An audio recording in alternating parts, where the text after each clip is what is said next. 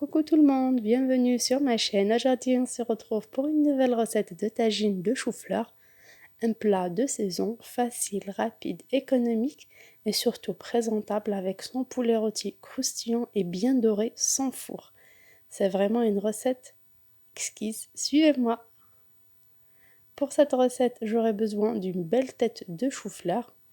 C'est un légume de saison qui n'est pas cher, à la portée de tout le monde. J'ai déjà bien lavé et fait cuire dans une eau bouillante et salée. Mes choux-fleurs sont bien cuits mais ils tiennent toujours leur forme. Comme vous voyez, il ne faut pas les laisser trop cuire. J'aurai besoin de quelques morceaux de poulet. Là, j'ai des bas de cuisse. Bien sûr, qui gardent leur peau. On doit garder leur peau pour avoir le côté bien doré et croustillant. Dans une poêle, je verse 2 belles cuillères à soupe d'huile de tournesol. J'utilise pas de beurre pour cette recette, j'utilise que de l'huile. Je vais faire chauffer mon huile sur un feu doux afin d'éviter que ça se brûle. J'aurai besoin d'un oignon ou 2 petits oignons selon le volume que je vais émincer finement.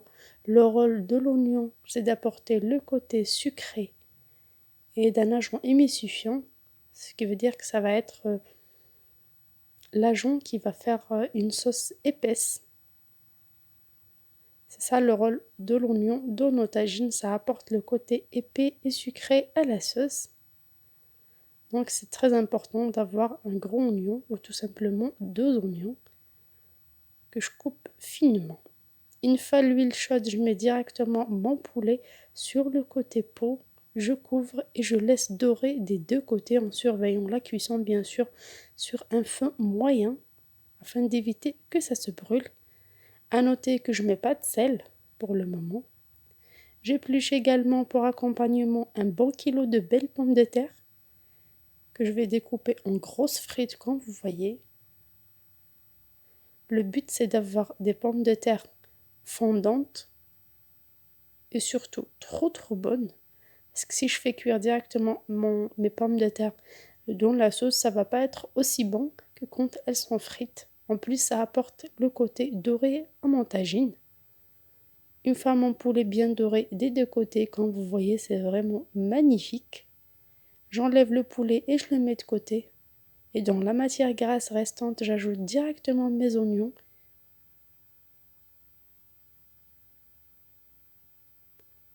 J'assaisonne avec du curcuma, du poivron noir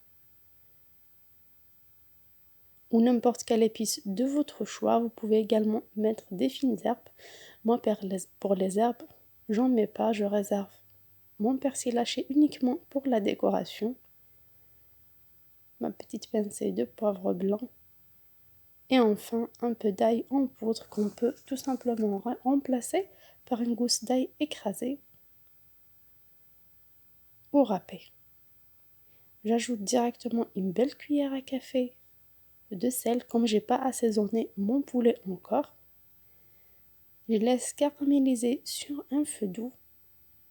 C'est ce qui va apporter le côté légèrement sucré, mais bien sûr sans sucre à mon tagine, c'est vraiment trop bon. J'ajoute directement un verre d'eau tiède, un verre d'environ 120 ml et je laisse bouillir pendant 2 petites minutes avant d'ajouter mes bouquets de chou-fleur. Directement, j'essaie de faire un peu de place dans ma poêle ou dans mon tagine ou dans mon faitout, quel que soit l'ustensile que vous utilisez. Je commence à napper mes bouquets de chou-fleur un par un. Croyez-moi, ça prend pas 2-3 petites minutes. Mais c'est important, comme ça mes bouquets de chou-fleur maintiendront toujours leur belle forme. Et pour les frites, je les fais cuire à côté dans un bain d'huile chaud sur un feu moyen jusqu'à belle coloration, c'est important. Là, j'ai servi une assiette individuelle où j'ai mis du chou-fleur, des frites et du poulet et j'ai nappé avec ma petite sauce décorée avec des olives violettes et des rondelles de poivron rouge et du persil haché, question d'apporter plus de couleur et de saveur à mon plat. J'ai servi également avec un pain cuit à la poêle. Je vous ai déjà partagé la recette. Une salade toute simple, salade tomate maïs. Ciao!